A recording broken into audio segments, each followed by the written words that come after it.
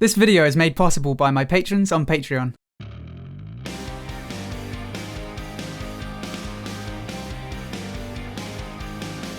Hello everyone, my name is Xiomaro and welcome back to the channel.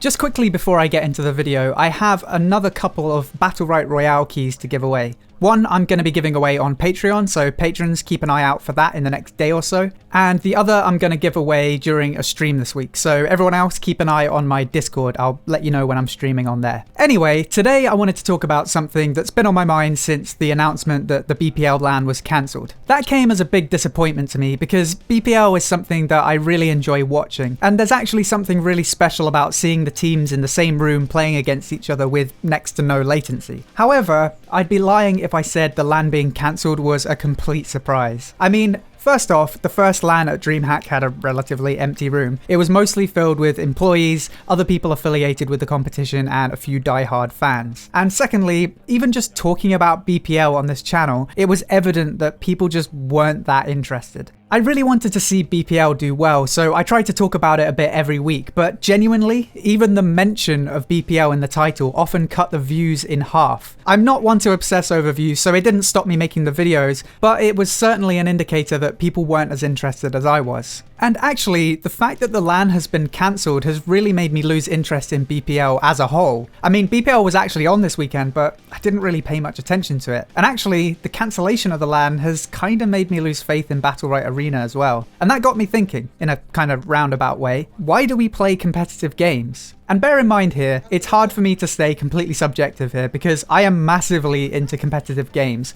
almost to the exclusion of all other types of games. And just to clarify, when I say competitive games, generally I mean any game that has a robust ranking system. And more specifically, I'm referring to games that are esports worthy. So sure, Battle Royale might have a ranking system, but I wouldn't consider it to be esports worthy. So in my eyes, it's not a competitive game. Some people might disagree with me there and argue that you are competing against other players and you can win, so it is competitive. But for me, if the game isn't completely fair and consistent, it's not a truly competitive game. Battle Royale games have some of the hallmarks of a competitive game, so I guess you could call it borderline competitive. And in the case of Battle Royale, you even have a rank, so it certainly gives you the illusion of being a truly competitive game. But Battle Royale games are not fair and they're definitely not consistent. How many successful real-world sports are there that have huge, glaring elements of luck in them? Not many, I'll tell you that. Honestly, the distinction isn't really that important because that's not what this video is about. And actually, the reason we play competitive games may have nothing to do with the game actually being fair. So,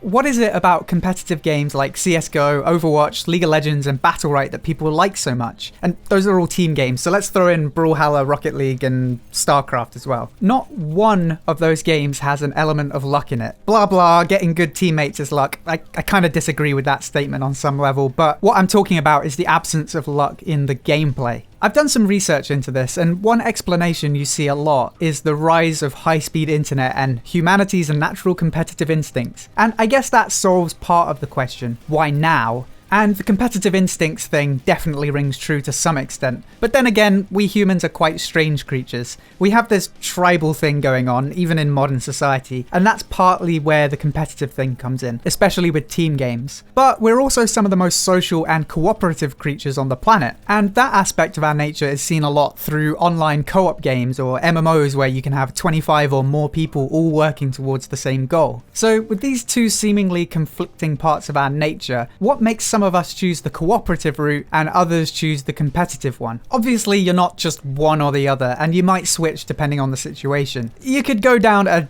deep rabbit hole contemplating that one, so let's not overcomplicate it. In other aspects of our lives, there are many reasons why someone would favour cooperation over competition and vice versa. But in games, for simplicity's sake, let's just say it's down to why you play games. Some people play games to unwind, and those people might not want to compete against others in their downtime, while others might feel energized by friendly competition, or maybe they're just a competitive person in all aspects of their lives. So the real question for me is, what is it about competitive games that's just so addictive? And I think anyone who is as into competitive games as me will totally attest to their addictive nature. I mean, there are a ton of reasons why you might feel compelled to play game after game, but come on, I think we all know one of the major reasons why.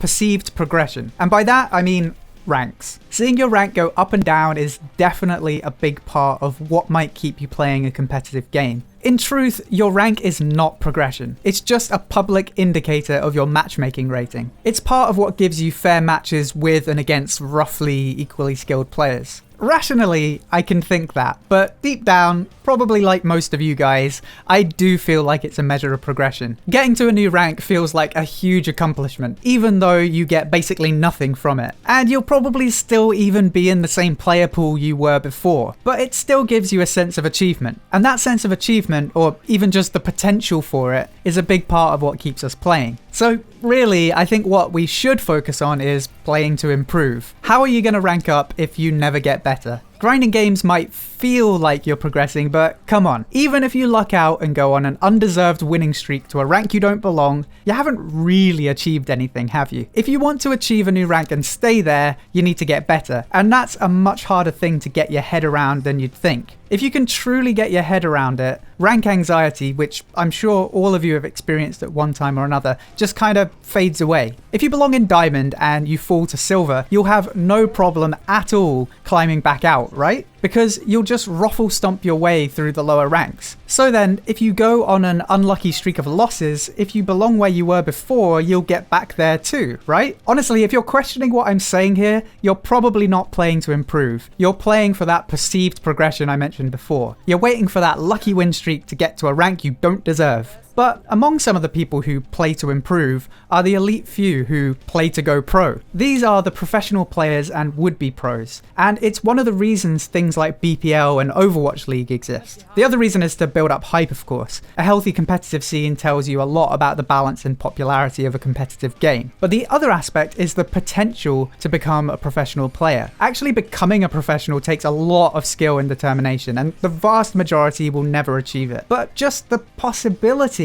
of becoming a professional in a game you enjoy can be a huge driving factor to keep playing. Yes, there are people who watch esports purely for the enjoyment and have no aspirations to go pro themselves or even get better at the game, but a lot of people, myself included, watch, at least partly, to improve at the game they enjoy. Some people just won't play a game if it doesn't have a healthy esports scene. Even if, deep down, they know they'll never be good enough to play professionally, the possibility that you could might keep you playing. Likewise, the absence of a healthy esports scene might deter people from even starting. So for that reason, it's really important for a competitive game to have an esports scene. And that brings me right back around to BPL again. I think it's a real shame what's happened with BPL, but at the same time, I can see why the decision was made. Stunlock gave the first season a pretty substantial prize pool considering it's coming from an independent company. They probably didn't get back anywhere near what they put in, so it makes sense to just cut their losses. It might have been better to put those resources towards creating an environment that would be conducive to creating a grassroots competitive scene instead. For example, expanding on the spectator features to allow hundreds or thousands to watch in-game, getting the in-game tournament system in sooner, or offering smaller sponsorships to up-and-coming esports organizations who are looking to make a name for themselves. I mean, even Overwatch didn't have a Blizzard-created competitive scene until the game was relatively mature. The competitive scene initially built itself up from independent competitions like Apex and others. I guess hindsight is 2020, but I think the downfall of BPL could be the final nail in the coffin for Arena in the long run. For the reasons I went into earlier, why would a would-be pro or even a wannabe pro keep playing a competitive game that has an unhealthy esports scene? There's no potential to turn their hobby into a profession. People will just go elsewhere. I'm not fully giving up on Battle.Right just yet though.